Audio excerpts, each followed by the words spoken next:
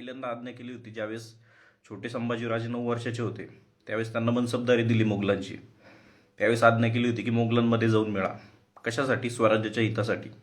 दुसऱ्यांदा आज्ञा केली होती ज्यावेळेस महाराज कर्नाटकाला होते, त्यावेळेस ससैन्य महाराज कर्नाटकाला गेलेले होते. आपल्या सैन्याचा भरपूर भाग कर्नाटक मोहिमेवरती होता किंवा दक्षिणाच्या मोहिमेवरती होता. मग त्यावेळेस स्वराज्यावरती आक्रमण होऊ नये म्हणून दुसऱ्यांदा महाराजांनी आज्ञा केली होती की दिलेर खानाला जाऊन मिळा. आणि छत्रपती शंभूराजेंनी महाराजांचा शब्द कधीच पडू दिला नाही. त्यांनी हे बघितलंच नाही की भविष्यामध्ये लोक मला काय म्हणतील, भविष्यामध्ये लोक माझ्याबद्दल अफवा उडवतील की यांनी स्वराज्यासोबत गद्दारी केली होती, असं केलं होतं, तसं केलं होतं. त्यांनी हा विचार केला नाही. त्यांनी छत्रपती शिवरायांची आज्ञा मान्य केली. एकदा नाही, दोनदा त्यांच्या इतिहासामध्ये. सर्वप्रथम त्यांच्यावरती लावण्यात आलेले आरोप असे लावले होते. तुम्हाला माहिती की ग्रँडअप नावाच्या इतिहासकाराने काही वाक्य लिहिले होते त्याच्या पुस्तकामध्ये. आता त्यांनी आधार घेतला होता खफी खानाचा. खफी खान जो होता तो औरंगजेबाचा मुख्य दरबारातील लेखक होता. औरंगजेबाच्या दरबारातल्या घडामोडी तो लिहायचा. त्याने लिहून ठेवलं होतं त्याच्या भाषेमध्ये की छत्रपती संभाजी महाराज यांना शौर्याच्या बळावरती त्यांच्याशी लढायला कोणी तयार होत नाही आणि त्यांना शौर्याचा एक प्रकारे गर्व चढलाय, शौर्याची नशा चढली, असं खफी खानाने लिहून ठेवलं. ग्रँड डपनी वाचलं. ग्रँड डपनी वाचून त्याचं इंग्लिशमध्ये ट्रान्सलेट केलं त्याच्या पुस्तकामध्ये. Intoxicated with wine of holy and pride, intoxicated with wine of holy and pride हे त्यांनी लिहून ठेवलं. पण आपल्या लोकांना त्याच्यामधलं फक्त वाईन दिसलं. वाईन म्हणजे दारू, दारू म्हणजे पिण्यासाठीच असते, कारण आपलं इंग्लिश तेवढं पक्कच आहे, बरोबर आहे की नाही. मग तो शब्द जोडण्यात आला की संभाजीराजे दारू पित होते. काही वेळेस तर एवढा तो शब्द प्रखरतेनं जोडण्यात आला की काही काळ, 100 वर्षांचा आपण पूर्वीचा काळ जर बघितला, 19वे शतक आणि 20वे शतक, त्यामध्ये जे नाटकं लिहिली संभाजी महाराजांवर, अक्षरशः त्या नाटकांमध्ये संभाजी महाराजांची एंट्रीच हातात दारूचा ग्लास घेऊन होती. एवढं ती चुकीची गोष्ट पसरवण्यात आलेली होती, बरोबर आहे. कशामुळं? महान लोकांची इंग्रजी कच्ची असल्यामुळं. त्याचा अर्थ काय होतो? त्या intoxicated with wine of folly and pride या शब्दाचा अर्थ होतो की गर्वाच्या नशेमध्ये चूर असणे. एखाद्या व्यक्तीला गर्व होतो आणि तो त्या नशेत असतो, हा त्या शब्दाचा म्हणीचा अर्थ होतो. त्याचं लोकांनी वाईन घेतलं त्यातलं फक्त. वाईन म्हणजे दारू, आणि दारू ते पित होते. आता दुसरा यांनी संदर्भ कुठं उचलला? दुसरा दारूचा संदर्भ उचलला की छत्रपती संभाजी महाराजांनी एक पत्र लिहिलं होतं पोर्तुगीजांना, आणि त्यामध्ये त्यांनी सांगितलं होतं की मला 2 पिंप दारू पाठवा. आता भरपूर 100 वर्ष तर हेच पसरवण्यात आलं की मागवली असेल त्यांनी, बरोबर आहे की नाही. आता लोकांना एवढी अक्कल पाहिजे की जे पत्र लिहून दारू मागवण्यात येते दुसऱ्याकडनं, ती पिण्याची दारू नसते, ती तोफीची दारू असते, ती युद्धाची दारू असते, बरोबर आहे. भारताने जर एखाद्या देशासोबत व्यवहार केला, रशियासोबत व्यवहार केला, भारताच्या सध्याच्या संरक्षण मंत्र्यांनी किंवा भारताच्या पंतप्रधानांनी, तर पंतप्रधान जर दारूचा उल्लेख केला त्याच्यामध्ये, तर ती दारू पिण्याची मागवणार आहे का? कारण ते पदावरती कोणते आहे याची आपल्याला अक्कल पाहिजे. त्या प्रकारे छत्रपती शंभूराजांनी जी दारू मागवली होती ती तोफीची दारू होती. पण लोकांना दारू म्हणजे एकच माहिती आहे, बरोबर आहे. त्यामुळं ती बदनामीला अजून चान्स भेटला. दुसरी गोष्ट की छत्रपती शंभूराजे त्यांच्यावरती वेगवेगळ्या बाईंचे आरोप ठेवण्यात आले. छत्रपती शंभूराजांचं जर आपण पूर्ण चरित्र वाचलं तर मोजून त्यांच्या पत्नीशिवाय कुणाचाही आपल्याला उल्लेख आढळत नाही, बरोबर आहे. दुसरं महत्त्वाचं, दुर्गाबाई यांचा एक उल्लेख आढळतो कुठं मोठं, पण तोही एवढा अजूनही त्याच्यावरती संशोधन चालू आहे. पण ही थोरातांची कमळा बघितला असेल तुम्ही, थोरातांची कमळा प्रकरण ऐकलं असेल, मी त्याच्यावर व्हिडिओ पण बनवलेला आहे 3-4 मिनिटांचा. त्याच्यामध्ये थोरातांची कमळा म्हणून एवढी बदनामी केली शंभूराजांची की अक्षरशः त्याच्यावरती पिक्चर निघलेला आहे. आणि तो पिक्चर आजसुद्धा, ती मूवी आजसुद्धा यूट्यूबला आहे, थोरातांची कमळा. त्यात काय दाखवलं माहिती का? शंभूराजांचं तिच्यावरती प्रेम होतं. मग आणि त्याच्यामध्ये एक सीन एवढा थडकलाच दाखवलेला आहे की ती थोरातांची कमळा कपडे वाळू घालत असते, शंभूराज तिथं उतरता घोड्यावरनं आणि तिला म्हणतात की राहू दे, कारण प्रेम असतं शंभूराजांचं असं त्या मूवीमध्ये दाखवलं आहे. तिला म्हणतात राहू दे मी वाळू घालतो. म्हणजे एक बिनलाजेपणाची हद्द पार केलेली लोकांनी काही दशकांपूर्वी. तो मूवी आज सुद्धा तुम्हाला यूट्यूबला सर्च केलं सापडून जाईल. तो सीन सुद्धा तुम्हाला तशाला तसा पाहायला भेटेल. मी 1000 रिपोर्ट मारले त्याला, पण ते काही यूट्यूबहून डिलीट होत नाही. बरोबर आहे. आणि मी हजारो वेळेस लोकांना सांगितलं की त्याला त्या व्हिडिओला रिपोर्ट करा, पण लोकांना तेवढा वेळ नाही आहे, कारण बिझी आहे. बरोबर आहे की नाही. बदनामी करायला वेळ आहे लोकांना. तर त्या थोराताची कंबळीचं सत्य काय होतं. आता ज्यावेळेस थोराताच्या कंबळीचं सत्य पाहायला गेले लोक की पन्हाळेवरती गेले की तिथून सज्जकोटीवर जायचं, तिथून खाली दाखवतो एक गाईड, आणि तो ती खाली समाधी ना ती थोरातांच्या कंबळीची आहे. मग लोकांनी हो हो हो हो, कारण गाईडला पैसे कमवायचे असतं. बरोबर आहे. आणि गाईड कधी इतिहासकार नसतो. गाईड कोणतं तरी 50 रुपयाचं पुस्तक घेऊन वाचतो, आणि गाईड शक्यतो अशाच गोष्टी सांगतो ज्याच्यामुळे लोक खुश होतील आणि त्याला पैसे भेटन. तुम्हाला माहिती, किल्ल्यांवरती 2 प्रकारचे लोक जातात. एक असता की जे शिवप्रेमी, ज्यांना किल्ल्यामध्ये इतिहास दिसतो, जे गेल्यावरती भारावून जातं बघितल्यावरती. आणि दुसरे असतात निस्तप्रेमी. बरोबर आहे.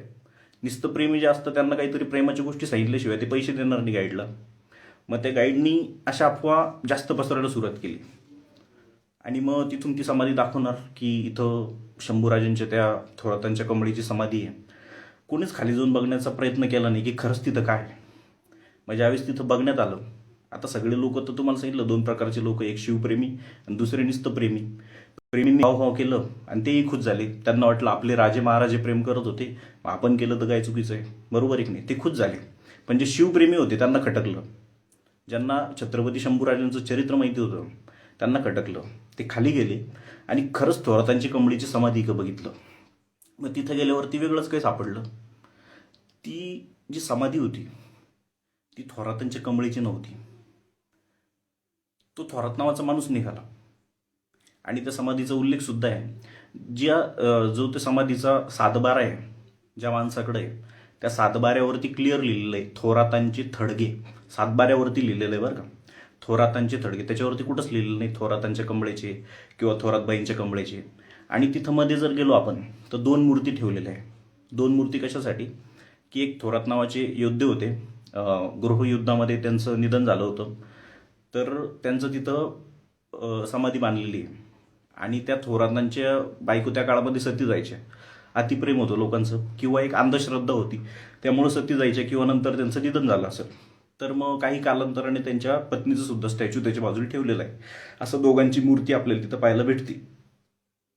रिअलमध्ये थोरातांची कंबळा कोण आहे, अस्तित्वातच नाही आहे. थोरात नावाचा व्यक्ती ज्यावेळेस वरतून बघत असेल, तो म्हणत असेल माझी थोराताची कंबळा करून टाकली आणि माझ्या शंभूराजांना बदनाम करताय. बरोबर आहे की नाही.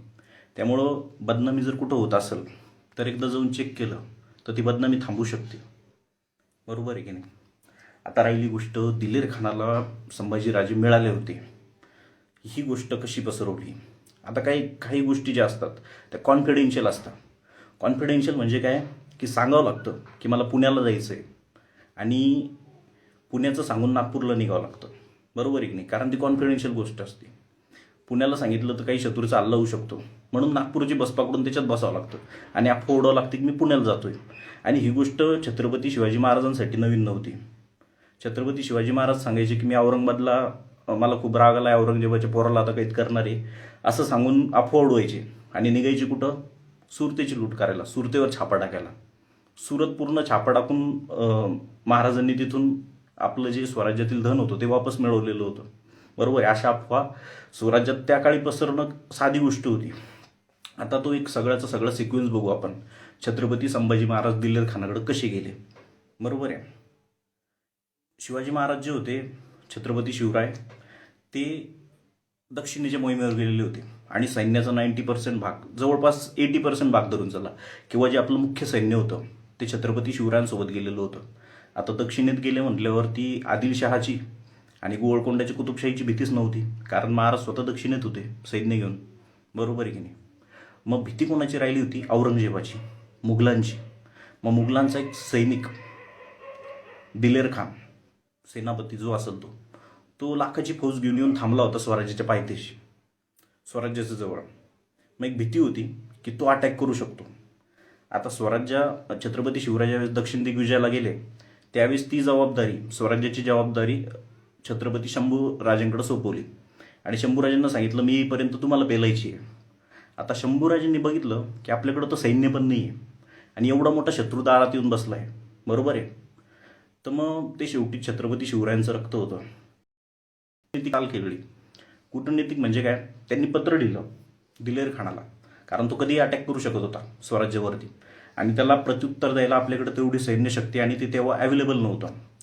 मग शंभूराजांनी त्यांना पत्र लिहिलं दिलेर खानाला आणि त्याला सांगितलं की आमच्या कर्तृत्वाला इथं वाव भेटत नाही, मला तुमच्यामध्ये सामील करा.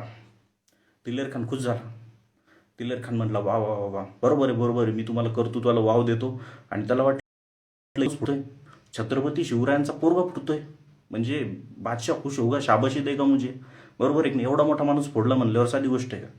मग त्यांनी परत पत्र लिहिलं, येऊन जा आमच्याकडे येऊन जा.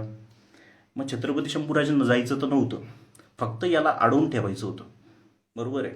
मग शंभूराजांनी परत कळवलं माझे वडील सध्या दक्षिण दिग्विजयाला गेलेले किंवा दक्षिणेत गेलेले, त्यामुळं स्वराज्य सोडून मी तर येऊ शकत नाही, ते जेव्हा येतील तेव्हा बघू, बरोबर आहे. या एका गोष्टीमुळे झालं काय की स्वराज्यावरती अटॅक जर दिलेर खानाला करायचा तर दिलेर खानाला वाटतं तिथं शंभूराजे आहे आणि शंभूराजे तर आपला फ्रेंड आहे, आपला मित्र आहे आता, बरोबर आहे की नाही, आपल्यामध्ये सामील व्हायचं आहे. मग आपण अटॅक कसं करणार. मग दिलेर खान तोपर्यंत शांत बसला. विचार करा, खूप दूरची गोष्ट ही. आता ते छत्रपतींचे विचार होते त्यामुळे ते आपल्यात खुशीला घुसणार. मग तोपर्यंत तो शांत राहिला.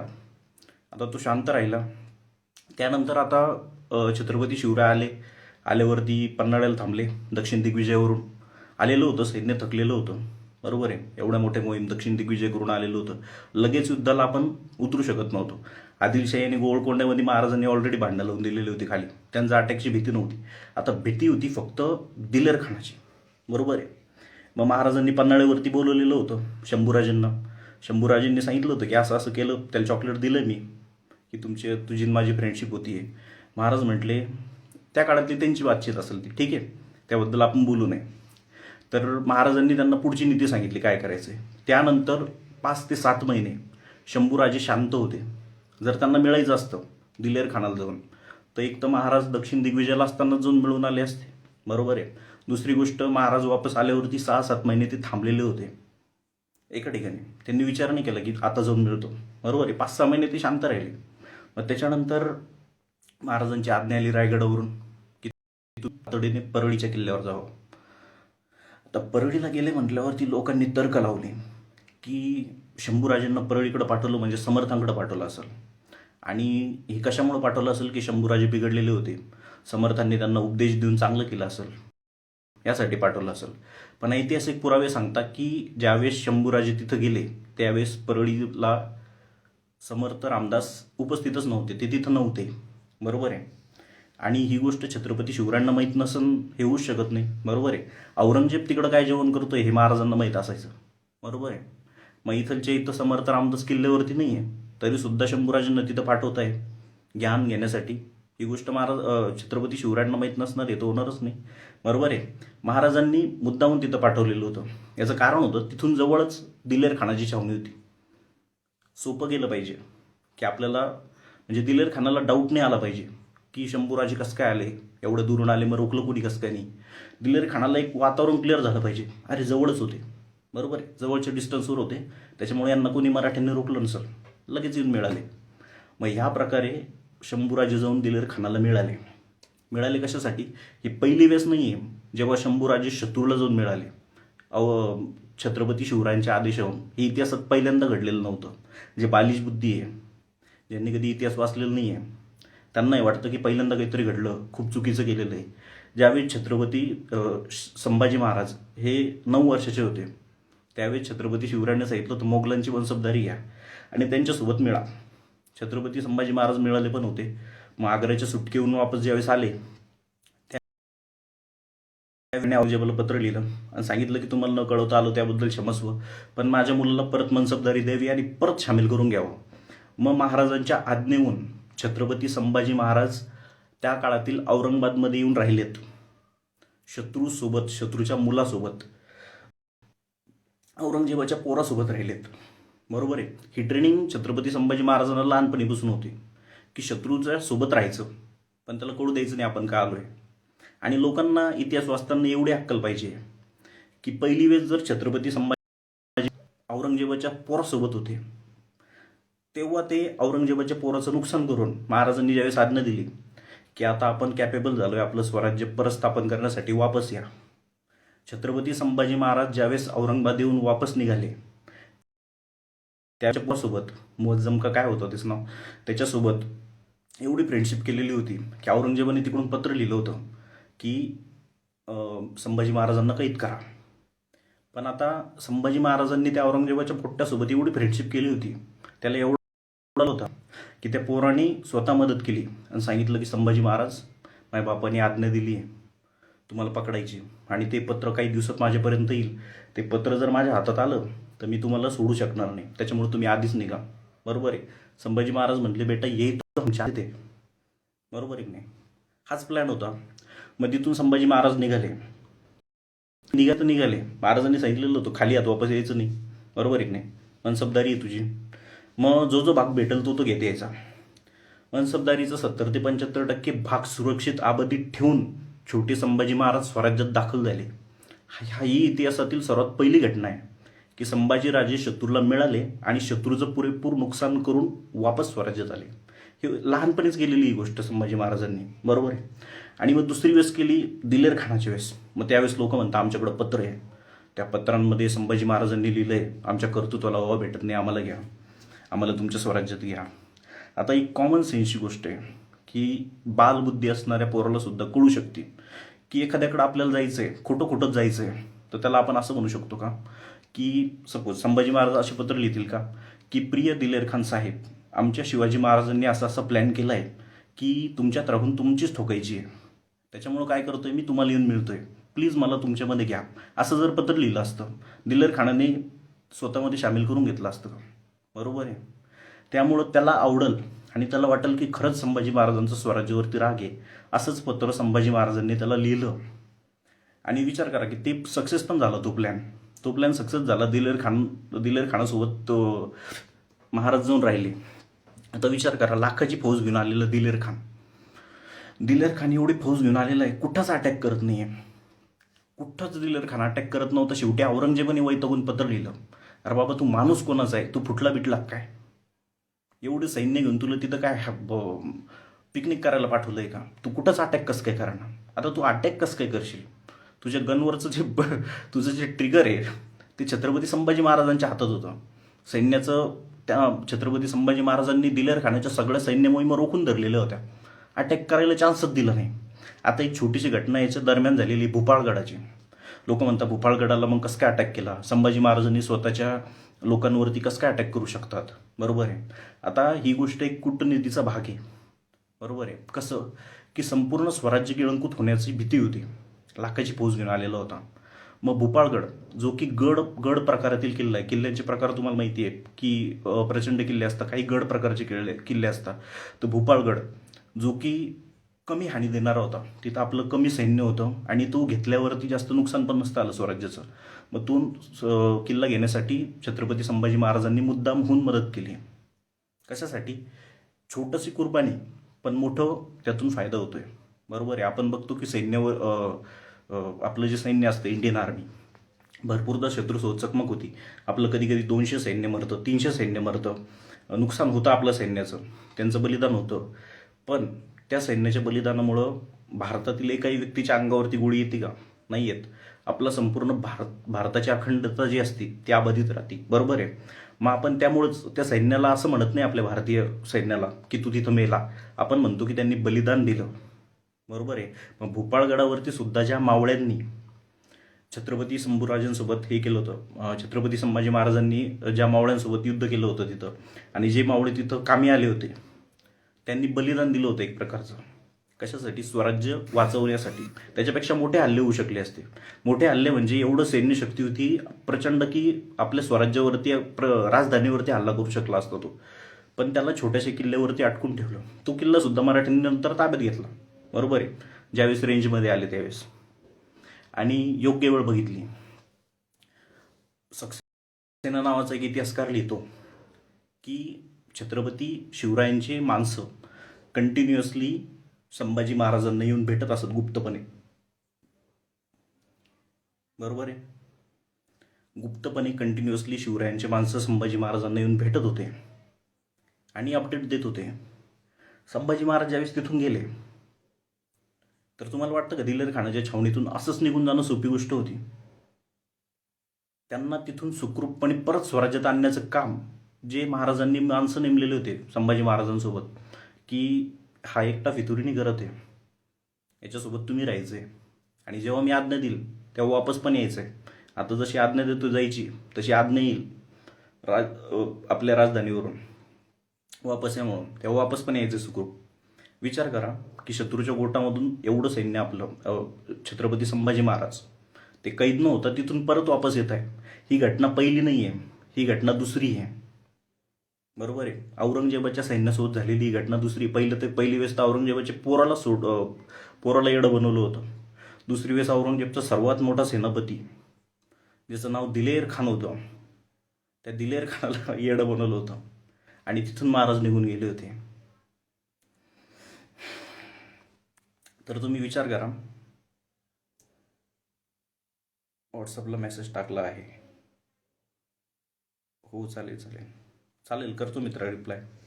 काही महत्त्वाचं असेल तर नक्की रिप्लाय करा. ही झाली महाराजांवरती. तुम्हाला गोष्ट समजली असेल की छत्रपती संभाजी महाराज दिलेर खानाला का जाऊन मिळाले होते. बरोबर आहे. आजच्या राजकारणात सुद्धा या गोष्टी भरपूरदा वापरल्या जातात बरं का. तुम्ही आता मी एक उदाहरण देत नाही, मी कुठल्याही पक्षाचं नाही बरं का, पण एक रिअल गोष्ट की आपण बघितलं की अजित पवार जे होते ते BJPला जाऊन मिळाले होते. किती दिवसासाठी? पार 2-4 दिवसासाठी त्यांचा हेतू साध्य झाला. त्याच्यानंतर BJPची सरकारसुद्धा पडली, वापस येऊन त्यांच्या पार्टीमध्ये आले. बरोबर आहे की नाही. ही टेक्निक तेव्हा पण वापरली जायची, ही टेक्निक आज सुद्धा वापरली जाते. याचं कारण हा एक राजनीतीचा भाग आहे. बरोबर आहे की नाही. फक्त ज्यांनी इतिहास वाचलेला आहे ते या टेक्निकला बळी पडत नाही. त्यामुळं छत्रपती शिवरायांचा इतिहास वाचला पाहिजे. आपल्या डेली लाईफमध्ये पण कामाला येतो, राजनीतीमध्ये पण कामाला येतो, जीवनामध्ये पण कामाला येतो. बरोबर आहे की नाही.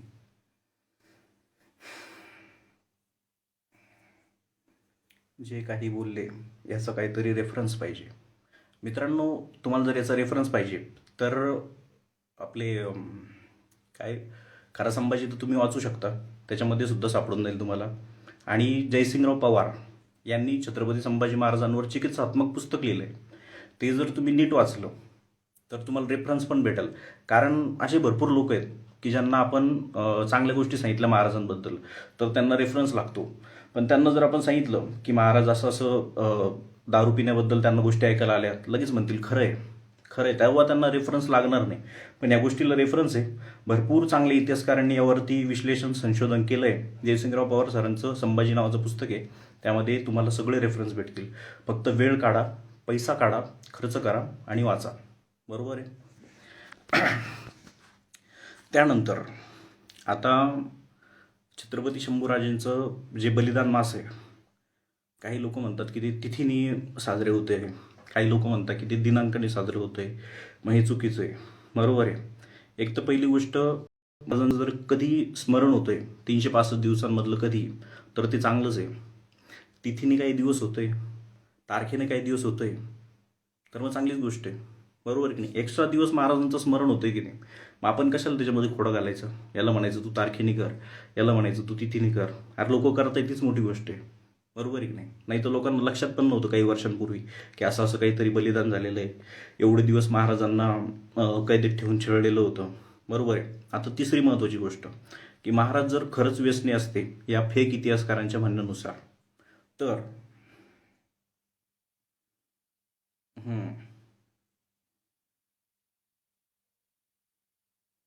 तुम्ही जे युरोपात युद्ध होणार मित्रा, ते उत्तर भारतीय हिंदू पंचांगे युरोपात युद्ध होणार, ते मी पण काढलं त्याची माहिती. उत्तर भारतीय हिंदू पंचांगे कोणतं तरी पीठ आहे, त्याहून ते दरवेळेस हे होतं, रिलीज केलं जातं. त्यामध्ये आपल्यामध्ये कसं की माणसांचं हे लिहिता, राशी भविष्य लिहितं, तसं त्यामध्ये देशांचं राशी भविष्य लिहिलं जातं की काय घटना घडू शकतात, त्या शक्यता असतात, त्यातल्या काही खऱ्या होऊन जातात. ऑलमोस्ट खऱ्याच होता. बरोबर आहे, जर प्रॉम्प्टेड चांगल्या माणसाने लिहिलेलं असेल तर. हां, तिसरी गोष्ट की ज्या फेक इतिहासकारांनी लिहिलं आहे की छत्रपती संभाजी महाराज व्यसनी होते, त्या लोकांना एवढी अक्कल पाहिजे की जो व्यसनी माणूस आहे त्याने जर आज दारू पिली आणि दुसऱ्या दिवशी दारू पिली नाही तर त्या माणसाचे हात थरथर कापतात. बरोबर आहे. जर छत्रपती संभाजी महाराज व्यसनी असते तर औरंगजेबाला त्यांना मारण्यासाठी 40 दिवस लागले नसते. बरोबर आहे. आपल्यासारखं तर हातपाय तुटल्यावरच मरून जाईल. असे भरपूर केसेस आहेत भारतात की एखाद्याचा हात तुटला, मग एवढा रक्तस्राव होतो की तो मरून जातो. चुकीचं नाही ते, आपल्यासारखे नॉर्मल बॉडी असणारे. छत्रपती शंभूराजांचे हात तोडले, काही दिवस पाय तोडले, काही दिवस डोळे फोडले, तरी सुद्धा ते यमाला हे करत होते. मग विचार करा की त्यांची शरीर संपदा कशी असेल. बरोबर आहे. 40 दिवस छेडून सुद्धा मृत्यू येत नाही. तो व्यक्ती व्यसनी असू शकतो का, हा विचार करायला पाहिजे. आपल्यासारख्या लोकांना तर येऊ शकतो. मग मी लिटरली माझं सांगतो की माझं आपल्यासारख्याच जर एखाद्याचा हात जरी तुटला तुटला चुकून बरं का, कोणी तोडणार तर नाही आजच्या काळात, पण तुटला तर रक्तस्राव होईल, आपल्याला चक्कर येणं, नंतर आपण मरूनच जाऊ. बरोबर आहे की नाही. एवढी आपल्यात कॅपॅसिटी नाही आहे. छत्रपती संभाजी महाराजांना 40 दिवस लागले औरंगजेबाला मारण्यासाठी. खूप ट्राय केलं त्यांनी, रोज ट्रायच करत होता. त्याला वाटलं हात तुटल्यावरती मरल, रक्तस्राव होऊन, पाय तोडल्यावरती मरण, डोळे फोडल्यावरती मरण. बरोबर आहे की नाही. इतिहास कोणी लिहिला चुकीचा. मित्रांनो, माझ्याकडं पण ते एक नाथमाधव का काहीतरी पुस्तक होतं बरं का, लेखकाचं नाव मला एक्झॅक्टली आठवत नाही. इथं संभाजीनगरला बळवंत वाचनालय, तिथं ते पुस्तकं होते. संभाजी महाराजांचं बदनामीकारक इतिहास त्याच्यामध्ये लिहिलेला होता. एक पुस्तक माझ्याकडं पण होतं. तेव्हा मी 8वी-9वीला होतो. माझी बुद्धी पण एवढी कॉमनच, तेव्हा आपल्याला माहिती नाही महाराजांबद्दल. मग मी त्या पुस्तकामध्ये लिटरली वाचलेलं की महाराज व्यसनी असं तसं. आपण लहान असताना आपल्याला काय कळतं, बरोबर आहे की नाही. जे वाचतो तेच खरं वाटतं. ते पुस्तक वाचलं मी काही, पण माझ्या मनाला वाटलं की वाचूच नाही आपण. कारण लहानपणी जरी असलं तर आपल्यात एक पिळ असतो की छत्रपती संभाजी महाराज माझे. बरोबर आहे. मग मी ते पुस्तक वाचलंच नव्हतं. मग काही दिवसांनी पेपरला न्यूज वाचली की ते जे वाचनालयामध्ये ते पुस्तक ठेवलेले होते, ते वाचनालय फोडून काढले लोकांनी, कारण ते पुस्तकं चुकीचे होते. अजून आहे ते माझ्याकडे पुस्तक. उद्या परवा मी स्टोरीला ठेवल. पण स्टोरीला ठेवणं म्हणजे आपणच बदनामीला प्रोत्साहन देणं असं होतं, त्यामुळं मी ठेवत नाही. पण त्याचं नाव नक्की सांगेल तुम्हाला.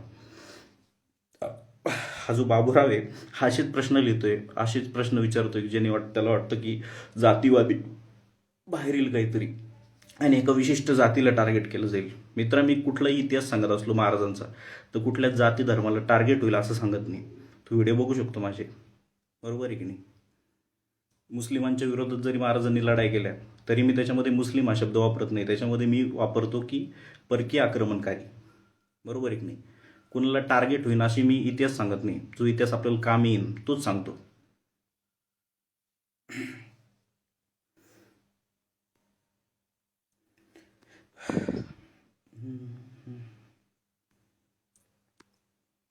तर सर्वांना शुभरात्री. भेटूया आपण. हो, जय शिवराय. रायगडसाठी पण दिले 100 कोटी. अच्छा, चांगली गोष्ट आहे. हां, ते GR मध्ये आहे काहीतरी 150 कोटी रुपये भेटले महाराजांच्या समाधीसाठी. हो, अभिनंदन आहे सरकारचं की महाराजांच्या समाधीवरती लक्ष गेलं आहे आणि त्याचा खरंच जीर्णोद्धार व्हायला पाहिजे. ही जी आपली तुळापूरची समाधीस्थळ आहे, लोक म्हणतात 2-2 काय. अरे, एका ठिकाणी बलिदान झालं होतं, एका ठिकाणी अंत्यसंस्कार झाले होते. असं आहे, त्यामुळं 2-2 समाधीस्थळ आपल्याला दिसतं. ही आहे का ते नाही, दोन्ही पण आहे. बरोबर आहे की नाही. आणि जिथं जिथं महाराजांना त्रास दिलेला आहे, बहादूरगड असो काही असो, ते सुद्धा आपल्यासाठी समाधीस्थळच आहे. कारण महाराजांनी तिथं महाराजांची ती मिरवणूक काढणं, ते महाराजांना छळणं, या गोष्टी एक प्रकारे महाराजांना तिथं त्रासच दिलेला आहे. बरोबर आहे. ते सुद्धा एक समाधीस्थळच आहे आपल्यासाठी.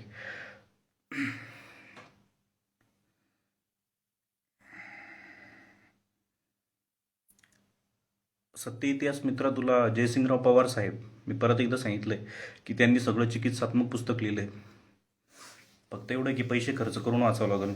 आणि मी सांगितलं ते तुम्हाला त्याची किंमत कळणार नाही, कारण कसं आहे, फ्रीमध्ये भेटतं ते खोटं वाटतं. बरोबर आहे की नाही. तर ते पुस्तक तुम्ही खर्च करून वाचा. मी जे सांगितलं तेच त्याच्यामध्ये पण भेटेल तुम्हाला.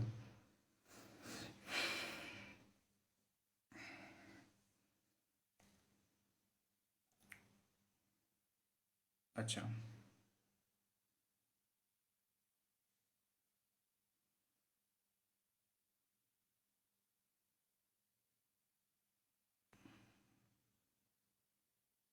संभाजी महाराजांची शरीर यष्टी कशी होती? हो, बरोबर आहे. त्याच्यामुळे मी काल योगीचे स्टेटस ठेवले होते की 0 मिनिटामध्ये निर्णय घेतो तो माणूस. बरोबर आहे की नाही? ती वेळ येण्यासाठी आपल्या महाराष्ट्रामध्ये पण एक खंबीर नेतृत्व पाहिजे. तसा व्यक्ती एक होऊ शकतो. राज ठाकरे त्या प्रकारचे आहेत. फक्त एवढं आहे की त्यांना लोक निवडून देत नाही. नाही तर महाराष्ट्रामध्ये काहीतरी चेंज करणारा तो एक चेहरा आहे सध्या. दुसरं कुणी नाही त्या लेवलचं की ते मध्ये बदल घडवू शकता. कारण एक माणूस आहे की जो मी कुठल्या राजकीय पक्षाचा नाही आहे आणि कोणाला वोट पण देत नाही. पण एक माणूस आहे राजसाहेब ठाकरे म्हणून की जे महाराष्ट्राची ब्ल्यू प्रिंट घेऊन फिरत आहे 5-10 वर्षापासून की मला असं असं महाराष्ट्र डेव्हलप करायचं, तसं करायचं. तरीसुद्धा लोक हे करत नाही आहे. आणि ज्या लोकांना महाराष्ट्रातले जिल्हेसुद्धा माहीत नाही आहे किती जिल्हे आहे, ते लोक निवडून देतात. बरोबर आहे की नाही? ते लोक आज आपल्या विधिमंडळांमध्ये बसलेले आहे. जो माणूस ब्ल्यू प्रिंट घेऊन फिरतोय असं असं तुम्हाला डेव्हलपमेंट देणारी ह्या योजना आणणार, त्यांना लोक वोटसुद्धा देत नाही. त्याच्यामुळे चेंज महाराष्ट्रात होण्यासाठी आधी महाराष्ट्रातल्या लोकांची मानसिकता चेंज व्हायला पाहिजे. युपी मधलेलं आहे आणि पहिले युपीमध्ये जास्त करून जातीला बघून वोट व्हायचे. बरोबर आहे. आता तिथं जातीचा आपल्या जातीचं सोडून लोकांनी वोट केलेलं आहे. बरोबर आहे. पहिले तिथं असं होतं की यादव यादवांनाच वोट करणार, ब्राह्मण ब्राह्मणांनाच वोट करणार, कोणी दुसऱ्या कास्टचा असला तो आपल्याच कास्टला वोट करणार. त्यांनी त्या गोष्टी सोडून दिल्या आहे. आणि जो त्याला पायंडा होता तो महाराष्ट्राने अंगीभूत केला आहे. महाराष्ट्रामध्ये जातीला बघून नाही देत, पण पक्ष चालू आहे. कसं काम केलेलं असो, पण पक्ष आपला आहे म्हणून निवडून द्यायचं.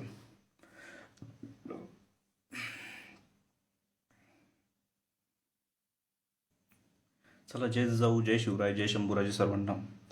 भेटूया परत उद्या, परवा, तेरवा, जेव्हा पण मूड होईल तेव्हा घेऊया परत लाईव्ह. आणि छत्रपती संभाजी महाराजांच्या बलिदानाबद्दल सांगणार होतो. कवी कलशांना त्यांना कसं डोळे फोड हातपाय तोड, पण ते कसं आहे त्या गोष्टी सांगूच वाटत नाही. त्या ऐकावं पण वाटणार नाही तुम्हाला आणि त्या मला सांगूच वाटत नाही. त्याच्यामुळे मी त्यावर व्हिडिओ पण बनवत नाही. लोक म्हणतात त्या गोष्टी सांगा. बरोबर आहे की नाही? म्हणजे त्या गोष्टी आपण प्रचार करतोय म्हणजे त्या गोष्टीचा गर्व आहे का आपल्याला? आपल्याला त्या गोष्टीची लाज वाटली पाहिजे की असं असं झालं होतं. मग आपण कशाला प्रचार करायचा? मी कशाला त्या गोष्टीची व्हिडिओ बनवू की असे त्यांची डोळे फोडली होती, तसं केलं होतं. बरोबर आहे की नाही? तर ती एक दुःखद घटना आहे. त्यामुळं मी त्या गोष्टीचा प्रचार करत नाही. आशिष चौधरी. चला, शुभरात्री सर्वांना.